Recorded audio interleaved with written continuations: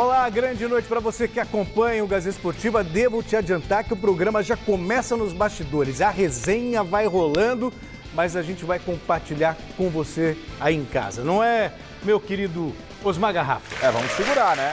Salazar já está trazendo informações aqui, então se prepare que tem informação quente no Gazeta. Boa noite, Celso e Salazar. E aí, Salazar, boa noite. Boa noite a todos. Mais um prazer estar aqui sempre.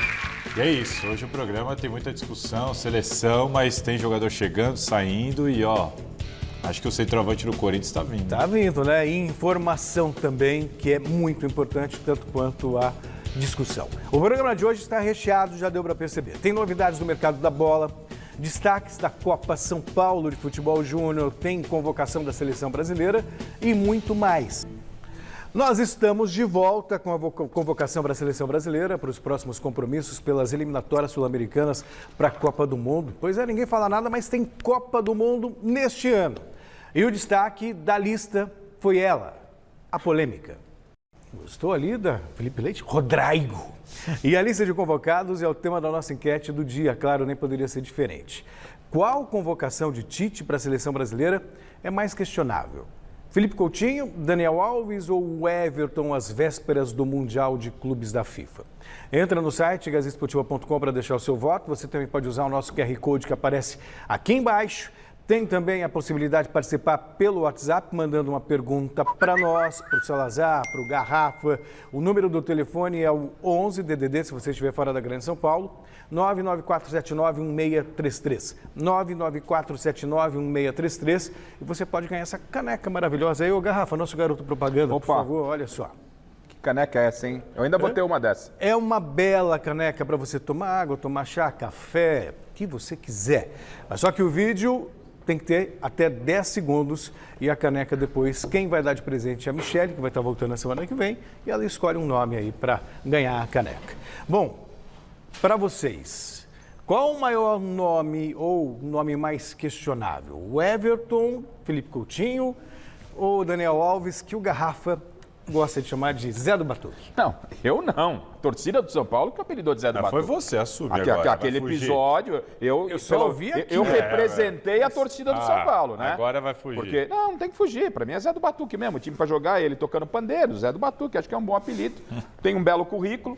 Mas eu entendo que, assim, se tinha alguém para não convocar, não vou nem falar do Zé do Batuque, porque a gente não tem um lateral, mesma altura. O Tite já tinha passado a letra. Não tem? Nossa, sim, top de linha. Vai, vamos lá. Quem que você acha? O Fagner, sim, sem a menor dúvida, o Fagner mas é um ele dos não... melhores laterais direitos, assim, no Brasil ele é o melhor. Mas acontece que ele não está levando os caras que estão em férias. Fagner voltou o Gabriel ontem, né? estava fazendo o quê? O Gabigol foi convocado. Mas já, o Everton foi convocado. O Flamengo já tinha voltado essa semana. Bom, enfim, foi a desculpa que ele deu do Arana, né? Mas assim, para responder ao pé da letra a enquete, o Everton. Não faz o menor sentido você levar o Everton. Com você, Garrafa. Levar o Everton à véspera de um Mundial. O Palmeiras tem que estar... Se o Everton fosse imprescindível, titular absoluto, nem vai ser. E olhe lá. Se fosse titular absoluto, você dava oportunidade para quem fosse o segundo. Deixa o Everton lá no Palmeiras focar no Mundial. A seleção brasileira já está classificada à Copa do Mundo. Era o momento de você talvez manter essa base, a espinha dorsal do time, e fazer experimentos. Não é? Arana... Acho que, tá em férias, o Arana tinha que estar na seleção, observar mais de perto. O Hulk, para mim, é um cara que tem que estar no grupo da seleção brasileira. E quando a gente olha a convocação, não sei você, Celso, nem você, Salazar, o que vocês pensam, eu não consigo ver nessa convocação um cara que fala, esse cara aí vai chamar a responsabilidade e vai decidir. Mas existe esse cara? É o Neymar. Sim, mas tá... Que não foi convocado para esse aí, mas falando de seleção brasileira, esse cara é o Neymar. Só. Mas você acredita piamente nele, em termos de seleção? Eu não acredito. Bom, um tornozelo que não fica pronto nunca, hein? Mas no período de janeiro e dezembro não arruma o tornozelo do Neymar. Eu acho que a discussão do Neymar, como disse o Celso aqui outro dia, é uma discussão por mesa redonda, porque vai dar uma... Eu tenho minhas críticas ao Neymar, mas o Neymar dentro da seleção brasileira, ele tem sido o cara há muito tempo. Mas não vamos nos dispersar. Vamos para a enquete. Não, eu voto no Felipe Coutinho. Para mim, a convocação do Felipe Coutinho não tem o menor sentido. E o Everton, eu discordo dos senhores, mas eu sei que essa discussão... Voltaremos à discussão ainda neste programa. Vocês aguardem aí, falaremos bastante disso. Eu não vejo problema na convocação do Everton. E para mim, o Felipe Coutinho... entrou naquele discurso que o Tite falou ali. É o legado, é o que já fez, é o entrosamento com o grupo. É a porque família, é a família, não tem isso. jeito, é a família. Porque, e assim, isso aí não é o Tite não, viu? Isso aí acontece com todos os técnicos que passaram pela seleção. Os não tem menor sentido. Os queridos permitem, eu vou discordar, não é uma discordância. Não acho que seja família, eu acho que é confiança. Confiança. O Felipe Coutinho, tanto que não vou ficar surpreso se futuramente, se o Corinthians for bem, Renato Augusto e William também voltarem para a seleção. Sim, eu não tenho assim. Para mim, se Renato Augusto, William e Fagner jogarem o que se espera, não é mais, o que se espera deles, para mim os três têm vaga na seleção. Não, sim, claro. Em relação ao Felipe Coutinho, a gente falou de confiança. E o Everton, não sei, ele não vai ficar fora do Mundial. Gente, nós estamos falando do goleiro. Gente, mas o goleiro, ele é peça fundamental no esquema do Palmeiras. Vai levar o cara para uma situação que não vale absolutamente nada. Você acha que atrapalha a preparação do time do Palmeiras? Ele tem que estar lá com o grupo. O Palmeiras está focado numa situação que é extremamente importante para um jogo da seleção que não vale absolutamente nada. Já deu para perceber em casa que o tema é polêmico e a gente vai voltar nele. Falando em seleção, vamos continuar relembrando a lista de vencedores do Troféu Mesa Redonda? Hoje é dia de acompanhar quem foi o jogador revelação da temporada passada. Com o nosso time completinho, chegou a hora de conhecer o vencedor do prêmio Troféu Mesa Redonda de Revelação da temporada 2021. Vamos aos indicados. Revelação: João Vitor, Corinthians. Luiz Henrique, Fluminense. Pepe, Cuiabá.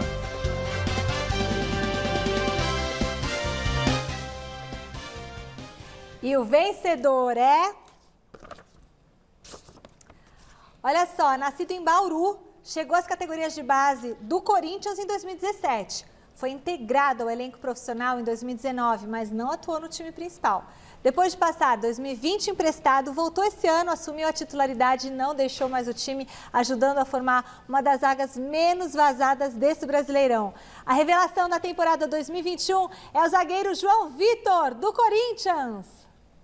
Boa noite, Michele. Boa noite, Flávio. Está falando João Vitor. Eu queria agradecer o prêmio do Troféu Mesa Redonda. O Benfica já demonstrou interesse em te contratar. Você pensa em ir rapidamente para a Europa?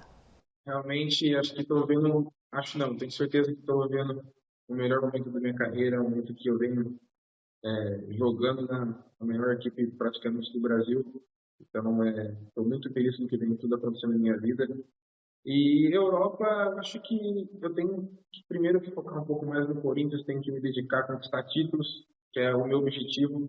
Mas realmente tenho vontade de jogar na Europa, num grande clube, jogar na Champions League. Mas sair por sair eu não quero. Eu quero sair daqui, tendo feito minha história, tendo conquistado meu espaço e daí sim pensar lá fora, né? Ó, tá vendo?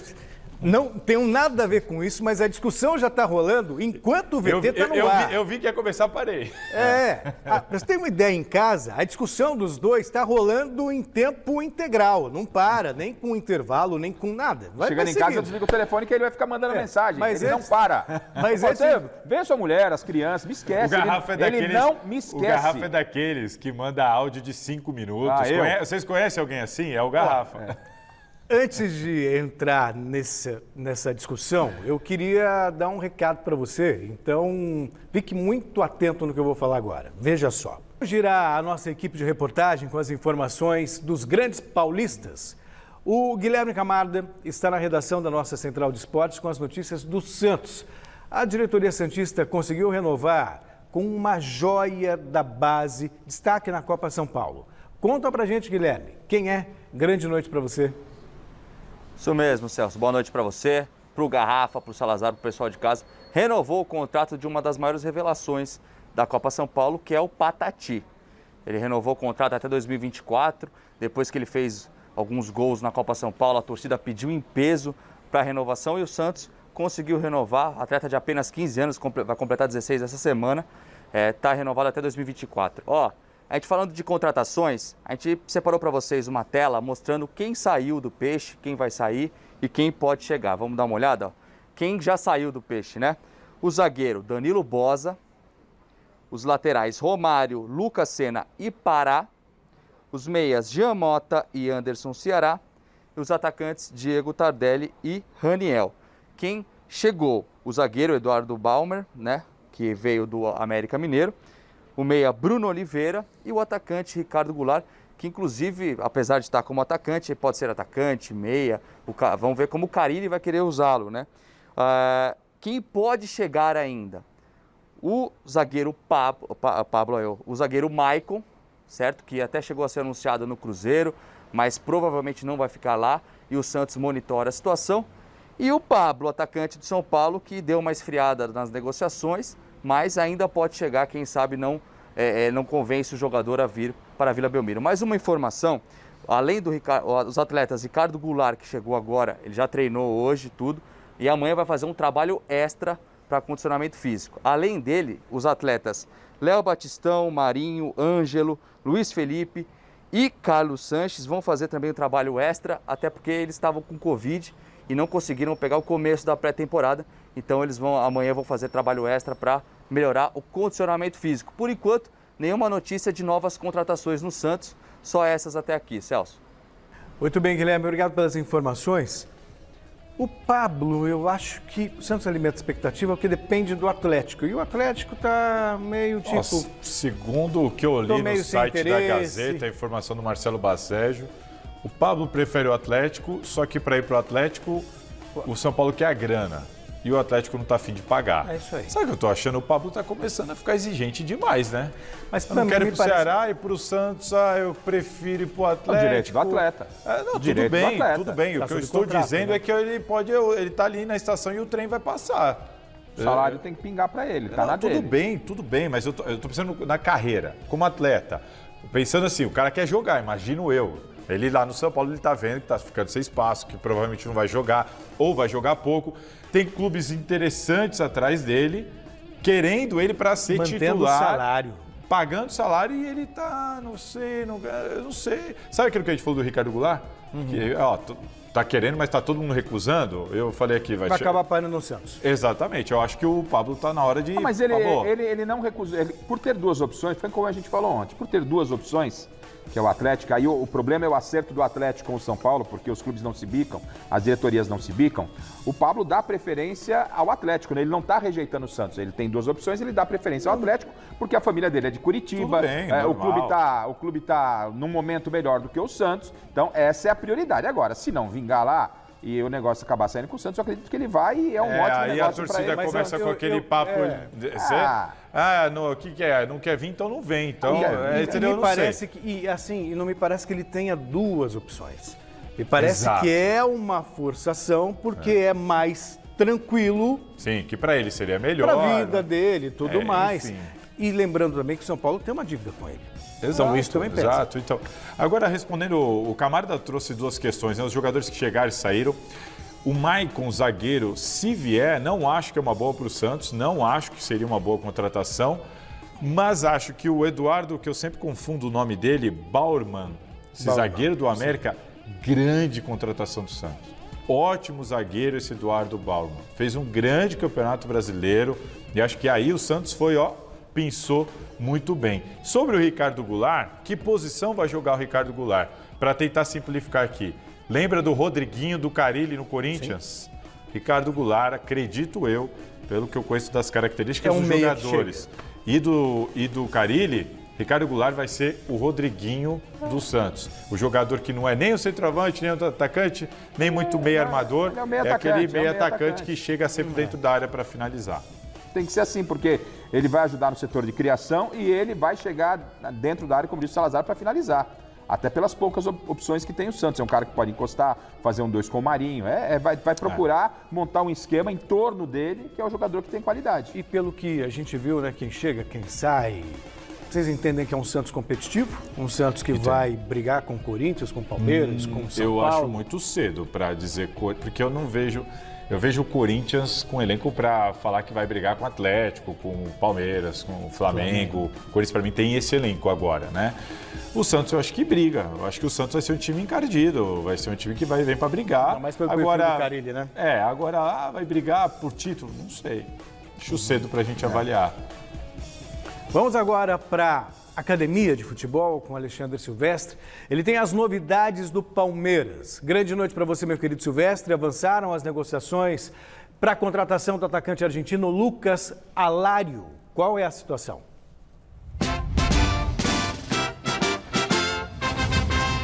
Sim, senhor Celso, um abraço para você, Garrafa, Salazar, amigos, amigas, inimigos e simpatizantes que acompanham o Gazeta Esportiva. Palmeiras deu um passo adiante rumo a essa contratação que deve ser a última para a disputa do Mundial. Aliás, corre contra o tempo, porque as inscrições da FIFA para o Mundial de Clubes terminam no dia 24 de janeiro. A situação em relação ao Lucas Alário é a seguinte: o Palmeiras mandou uma proposta de empréstimo por 1 ano. Ele é jogador ainda por um longo período do Bayer Leverkusen da Alemanha. O problema é que o Bayern não está querendo negociar por empréstimo, só a venda. Só que ele está um pouco descontente porque é reserva na equipe alemã. O primeiro passo foi dado, o staff do jogador gostou da proposta, o jogador está propenso agora a mexer os pauzinhos dele junto com a equipe dele para tentar essa liberação, fazer esse rolo com o Palmeiras e defender o Verdão, quem sabe ainda no Mundial de Clubes. Quem falou hoje aqui na academia foi o Atuesta, meio-campista, colombiano, contratado lá dos Estados Unidos, estava jogando na Liga Norte-Americana. Para quem não conhece Atuesta, eis aqui a explicação do próprio a respeito das características dele. Vamos ouvi-lo. No, yo me presentaría como un 8. Soy un volante que puede ocupar posición defensiva, pero que mis características me permiten ir al frente y acompañar al equipo, darle un poco de esas dos funciones. Puedo ser polifuncional en esse sentido y puedo entender varias situaciones del juego, tanto en ataque como en defensa. Gostei dessa explicação dele, a moda antiga, né? Eu sou um camisa 8. Para quem é mais novinho aí, o camisa 8 antigamente era uma espécie de volante que saía para o jogo, né? Ajuda na marcação, chega no ataque, o antigo meia-direita, né? Você, Garrafa, você, Celso. Salazar já é mais novinho, não sei se ele é dessa época. É o famoso camisa 8, vem para somar nesse meio de campo do Palmeiras. Goleiro Everton foi convocado, obviamente, pelo Tite, e essa convocação incomoda o Palmeiras por alguns motivos. O Everton já perdeu a primeira semana de treinamentos porque contraiu o Covid-19, retornou hoje para valer as atividades, então ele já teve um prejuízo na pré-temporada e, sendo convocado para a seleção brasileira, tem que se apresentar dia 23, voltaria dia 1º de fevereiro, na véspera da viagem da delegação palmeirense para Abu Dhabi, Emirados Árabes, onde o Verdão estreia no dia 8 no Mundial de Clubes. E então o Everton perderia toda a preparação aqui no clube e 3 jogos pelo Campeonato Paulista. Jogaria a estreia e depois ficaria de fora contra Ponte Preta, São Bernardo e Água Santa. Essa situação está incomodando o Palmeiras. Imagino, Silvestre, daqui a pouquinho você volta. Já que ele falou, chamou a gente de velho, né? Tem muita gente que não sabe mesmo, vou recapitular, principalmente os mais jovens, que acham que o 4-3-3 é um esquema moderníssimo. É o que a gente tinha nos anos 70 e também início dos 80. Então funcionava assim, tinha a linha de 4, aí no meio campo, o camisa 5 volante, o meia-direita o 8, o meia-esquerda o 10 e na frente 3 atacantes. O ponta-direita 7, o centroavante o 9 e o ponta-esquerda o 11.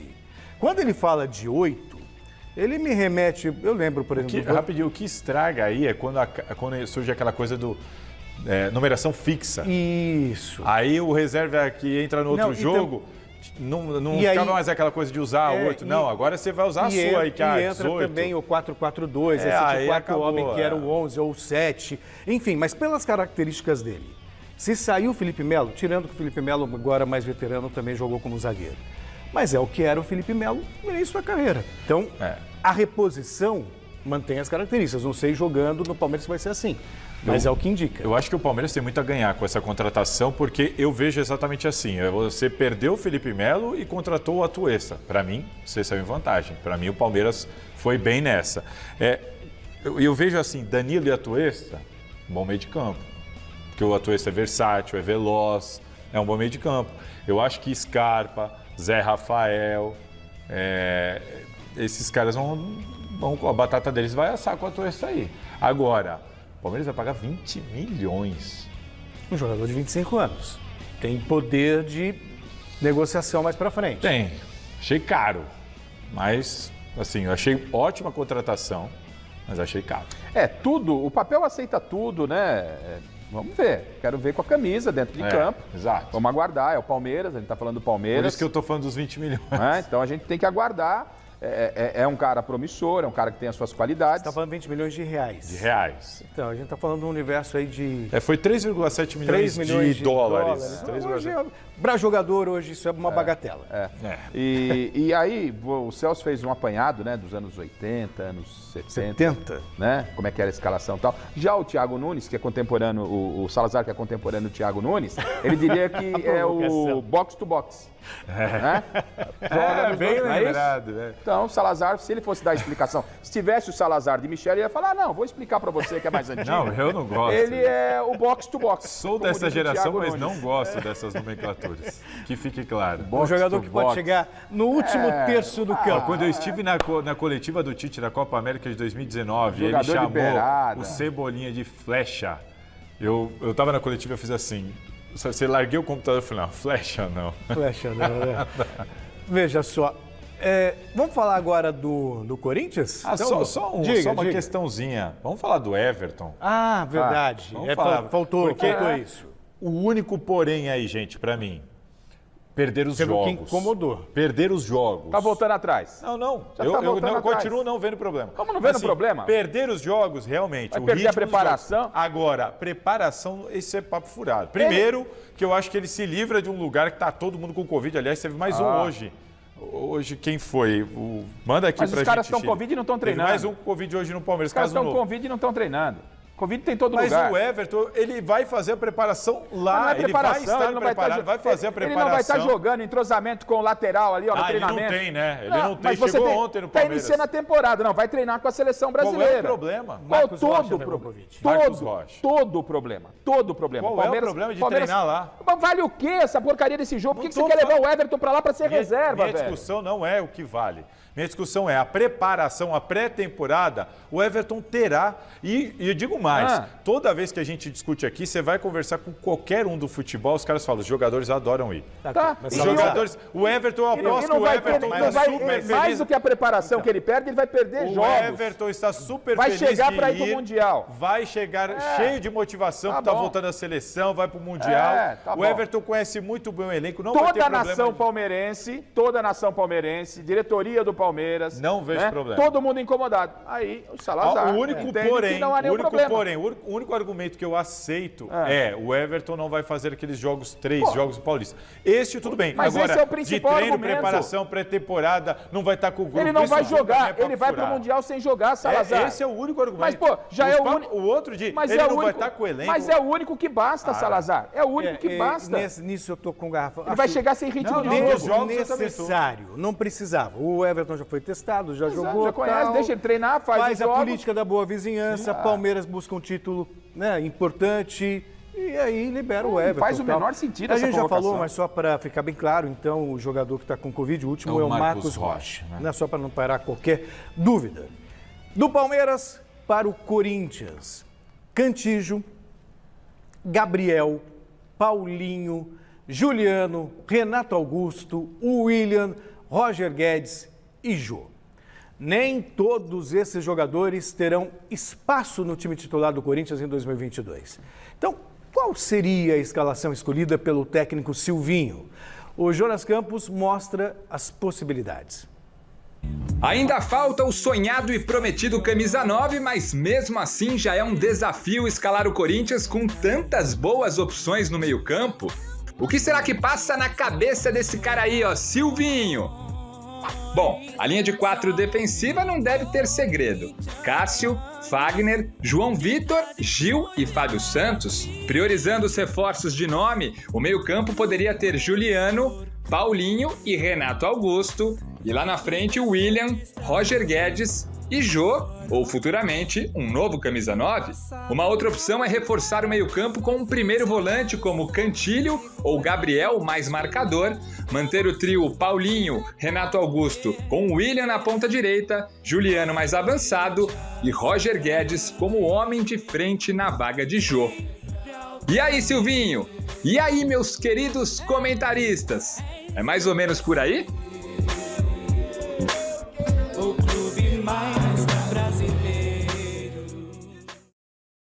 Antes da gente acionar o Jonas lá na redação, esse assunto já veio à tona aqui nos bastidores antes de começar o programa.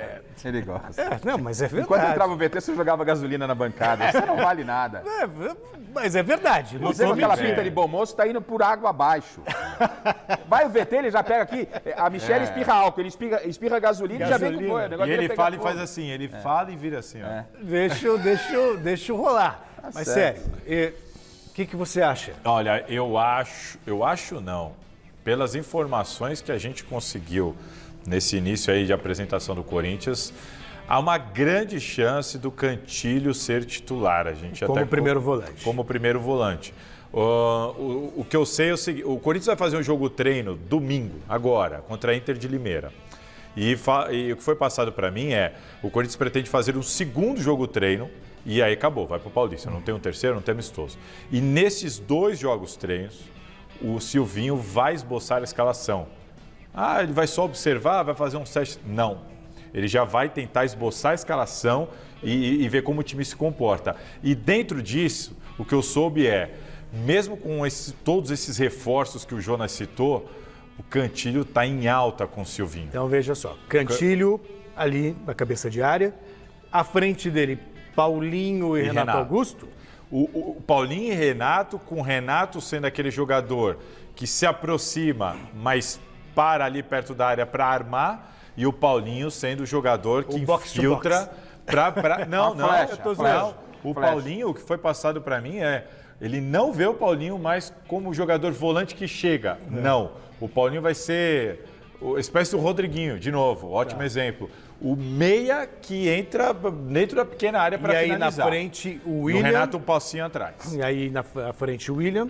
Roger Guedes e um centroavante. Então aí o Juliano dança. Mas eu vejo com naturalidade. O Juliano, eu vejo ele disputando com o Cantilho. Mas eu vejo tudo isso com naturalidade. Nós nos apegamos muito, e isso é um equívoco.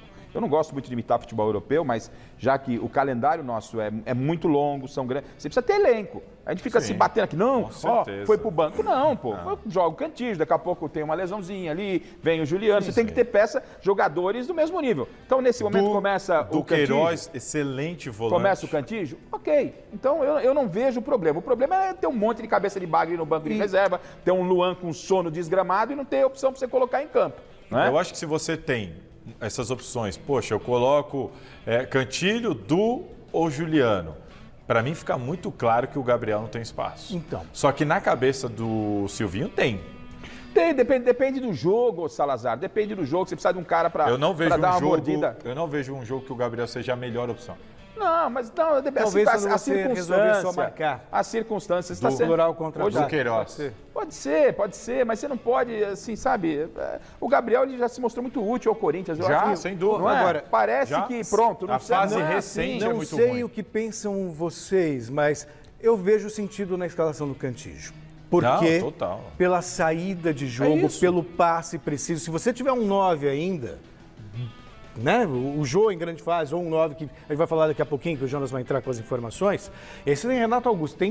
São jogadores que trabalham muito bem a bola, Exato. Então você precisa desse cara do passe longo. É essa a ideia do Silvinho, por isso que ele é tão fã do futebol do Cantilho. E o que eu soube nesse início de temporada é que a gente tentando apurar essa história de quem vai sair, e o que foi passado o Cantilho está em alta com o Silvinho. Foi passado para mim. É lógico, tudo que vocês estão falando eu concordo e também gosto desse tipo de futebol que tem qualidade na saída de bola, um futebol que tem a proposição ofensiva, mas futebol hoje sem marcação também não existe. Então esses caras que têm qualidade, estamos falando de Paulinho, de Renato e o próprio Cantillo, que ainda, para mim, esperava mais dele, mas ele tem muita qualidade.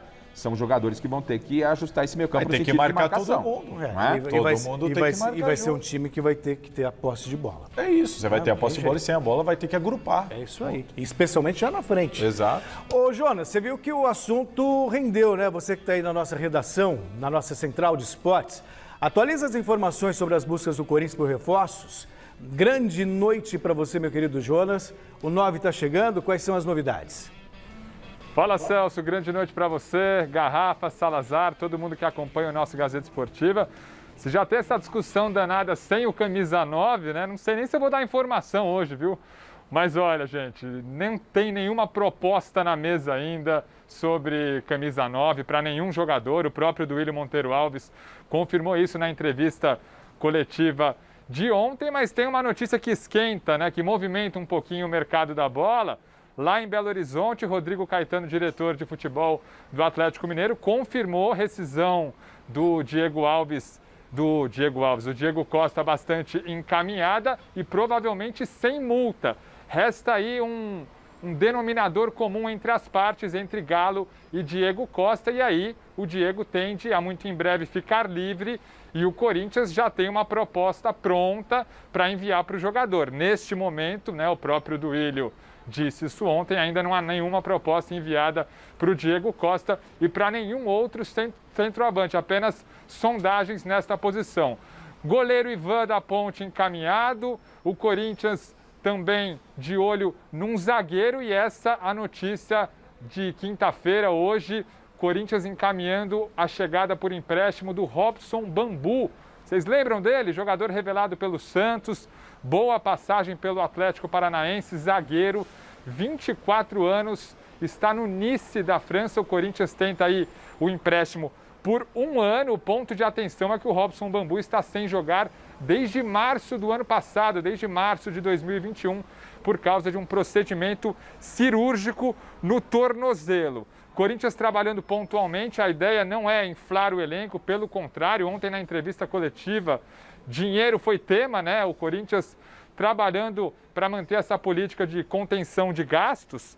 E o fato é que a dívida ainda é assustadora, segue próxima de 1 bilhão, mas a diretoria, a gestão atual, fez a dívida estacionar, né? Vinha crescendo, deu uma estabilizada nessa dívida. O Corinthians fechou o ano no azul, aumentando as suas receitas. Mas o que agrava um pouquinho a situação, um pouquinho não, né? Muito, é que além dessa dívida, tem também a dívida da Neoquímica Arena.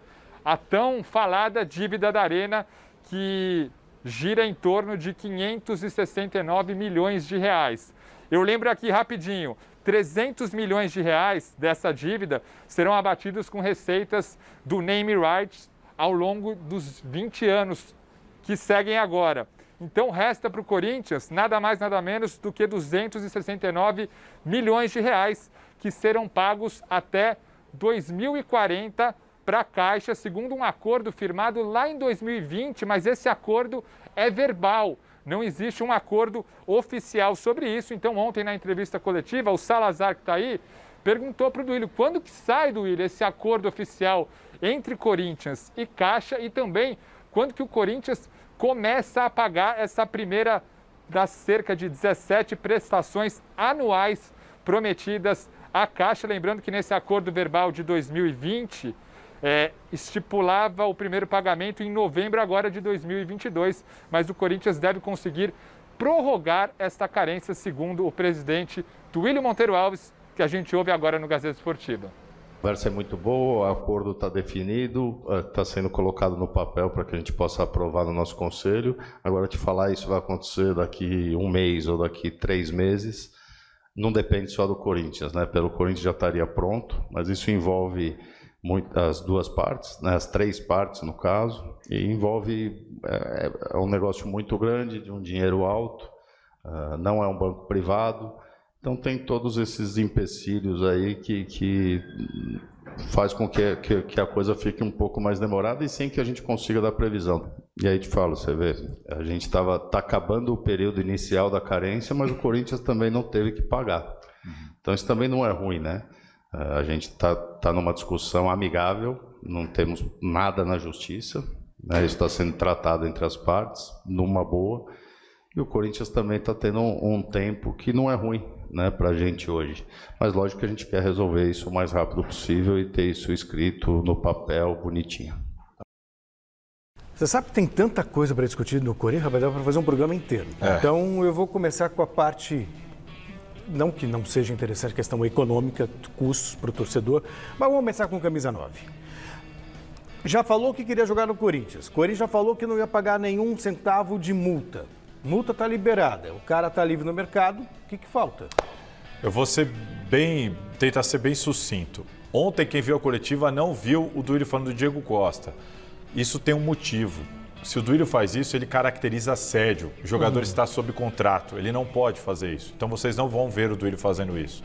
Segundo ponto, o Corinthians não negocia com o jogador enquanto ele tiver contrato, não apresenta proposta. Por isso, nada foi feito. Parece que hoje já foi. Mas o Corinthians sabe do interesse do Diego Costa, né? Então, o Corinthians se prepara para fazer essa proposta. A minha informação é, a intenção do Corinthians é um contrato com salário inferior ao que o Diego ganhava lá e de 2 temporadas. Vai do Diego querer ou não. E a informação importante para o torcedor do Corinthians, que anima, para quem quer o Diego Costa no Corinthians, deve acontecer. Por quê? O Rodrigo Caetano confirmou hoje uma informação que nós aqui da Gazeta demos em dezembro. Houve um acordo de cavalheiros, não foi assinado, houve um acordo de cavalheiros que era o seguinte: fora de temporada, ou seja, neste intervalo entre 2021 e 2022, se o Diego Costa quisesse sair, ele sairia sem multa. E o Diego Costa está lá insistindo e agora, enfim, o Rodrigo Caetano teve que admitir que havia esse acordo e o Galo não vai poder exigir a multa dele, então deve acontecer mesmo. Eu vou ser mais sucinto que você, Salazar. Já está enchendo o saco essa novela do Diego Costa e que ele venha para o Corinthians logo porque vai cair como uma luva. Ponto. E sobre essa história, esses números que são importantes, mas o torcedor, velho, com a conta de luz do jeito que subiu, né? 6 conto o litro da gasolina. De 6 a 8. De 6 a 8. De 6 a 8, vai. Quando veio a conta Aí vem a primeira parcela de 500 milhões, o torcedor não quer nem saber da parcela, porque o estádio está lá, o torcedor continua usando. É claro que esse é um problema do Corinthians, mas o torcedor não está preocupado com isso. Não O torcedor preocupado? O torcedor está preocupado com a conta de luz que ele vai pagar. Eu tanto não acho que o André Sanches sofreu processo, quase sofreu processo de impeachment por causa disso. Eu estou falando do torcedor, eu não estou falando do aspecto político, Salazar. Mas que o torcedor, aí é o torcedor que tem interesse político. O torcedor do Corinthians, o torcedor do Corinthians está menosprezando. Não estou menosprezando, não, senhor. A torcida do Corinthians é imensa. A capacidade do torcedor de questionar as situações. Aqui questionar a situação. O torcedor quer um time bom, é claro que o Corinthians tem, o torcedor quer que o Corinthians venha sanear suas dívidas, mas o torcedor está preocupado com a conta que ele está pagando, né, com essa inflação a 10%, no bolso dele. O Corinthians tem que pagar, não tem que pagar, o Corinthians vai ter que se virar e o Corinthians quer um time bom e o time está aí. Eu acho que o torcedor se preocupa a partir do momento que ele vê um Cruzeiro que fez o que fez e caiu para a segunda divisão. Exatamente. Aí preocupa. E só uma última questão, o Robson Bambu é um excelente zagueiro. O Corinthians tentou contratar ele em 2018, antes dele sair do Santos e ir pro Atlético. Não deu certo porque ele já estava caro naquela época. Mas tá um ano sem jogar, velho? O problema dele é o seguinte, gente, ele vem para fazer exame médico. Só que ele sofreu uma cirurgia no tornozelo e não joga desde março. Então aconteceu o quê? Não deu certo a cirurgia, então? Não, ele está se recuperando da cirurgia. Se o Corinthians constatar que ele está bem recuperado, ele vai assinar esse empréstimo de 1 ano. A diretoria do São Paulo se mexeu, reforçou o elenco para a temporada 2022, garantindo assim a permanência do treinador. Agora o torcedor quer saber qual Rogério Ceni vai comandar o tricolor deste ano. O de 2017, da primeira passagem pelo clube, ou o de 2019 e 2020, multicampeão com Fortaleza e Flamengo.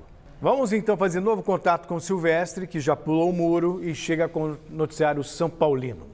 Parece que temos um novo capítulo aí da novela Soteldo. Diz aí, Silvestre.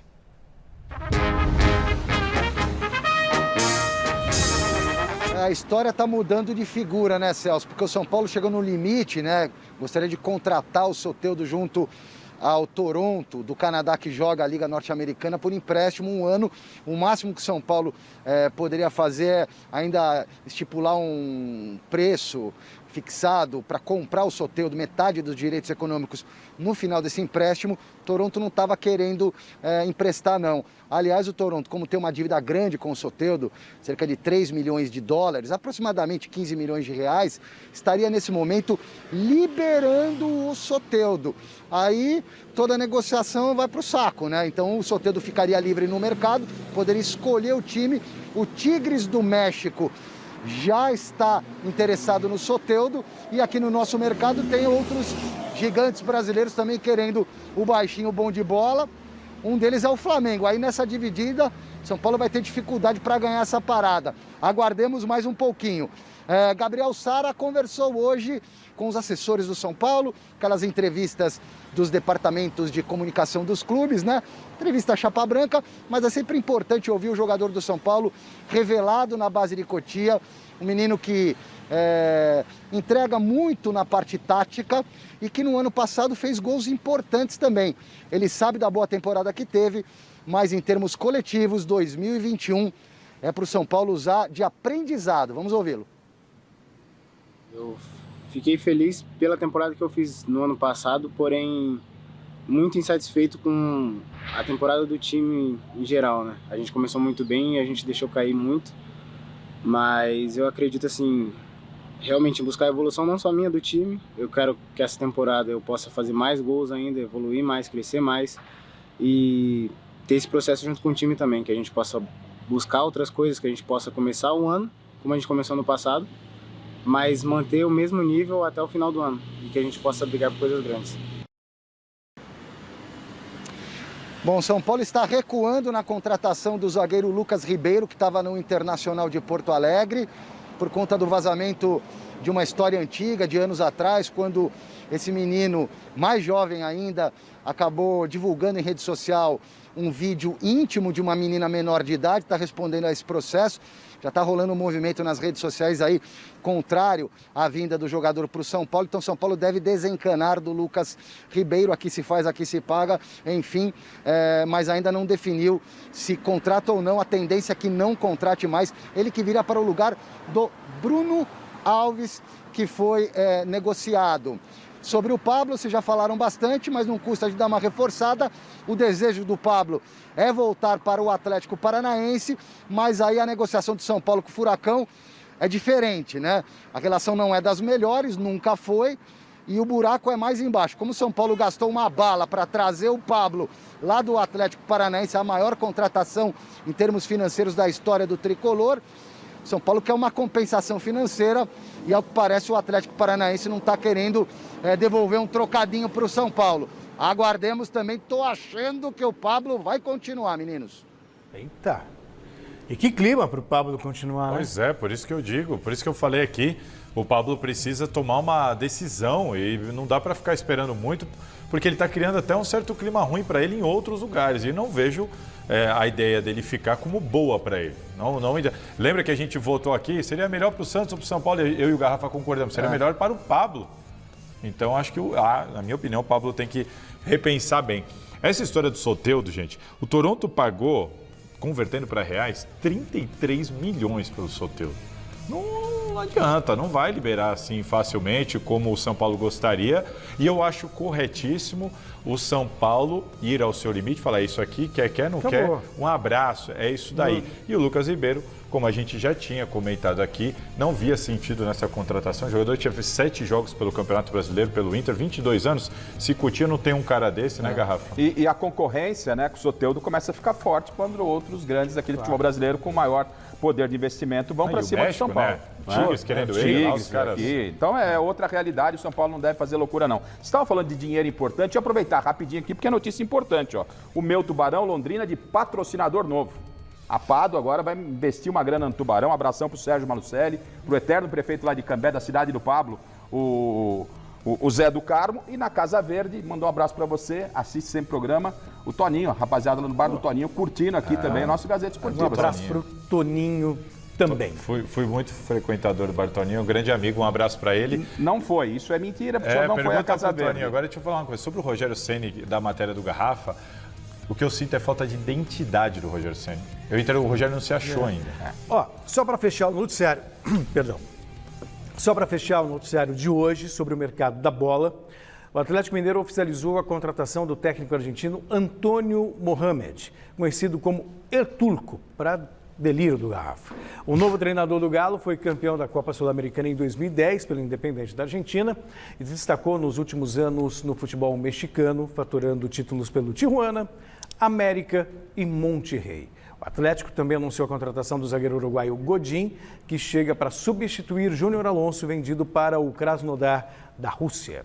A São Paulo de Futebol Júnior chegou à fase de mata-mata.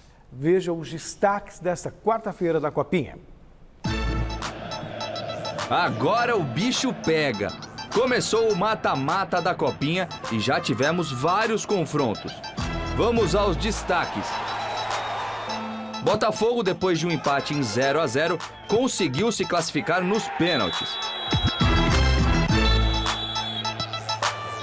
O Atlético Mineiro é o primeiro grande a cair fora da Copinha, derrotado por 3-1 pelo Mirassol.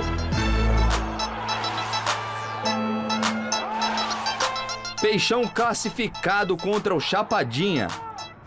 Jonathan abriu o placar para o Santos. Juan e Patati carimbaram o passaporte para as oitavas. 3-0.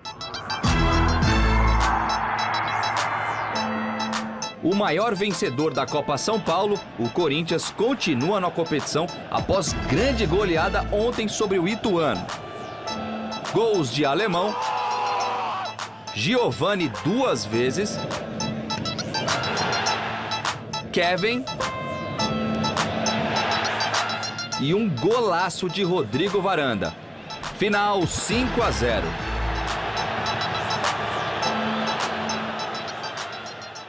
Palmeiras já venceu hoje também Mauá por 4-0. Agora vamos à mensagem do WhatsApp. Tem pergunta pra gente, pode rodar. Boa noite, Celso, Garrafa, Salazar.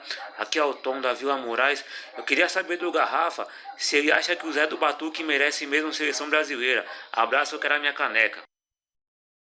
E aí? Eu entendo que sim. Sim, porque a gente não tem aí outros grandes laterais. Você pode compor o elenco, como disse o Salazar, o Fagner, mas o Fagner tem jogado muito, inclusive no final da temporada, muito preso quando estava o Mosquito pela direita, e o Fagner com liberdade realmente é muito bom, mas acho que ele merece pelo histórico, sim. E a enquete? Qual convocação de Tite para a seleção brasileira foi a mais questionável? E a maioria respondeu que foi o Daniel Alves, com 47% dos votos. Por hoje é só, obrigado, Salazar. Obrigado, Garrafa. Tá vendo? Quando ele elogia o Zé do Batuque, a gente vai continuar aqui. Valeu, gente. O Jornal da Gazeta vem a seguir com a Luciana Magalhães. Tchau. Até amanhã. Tchau.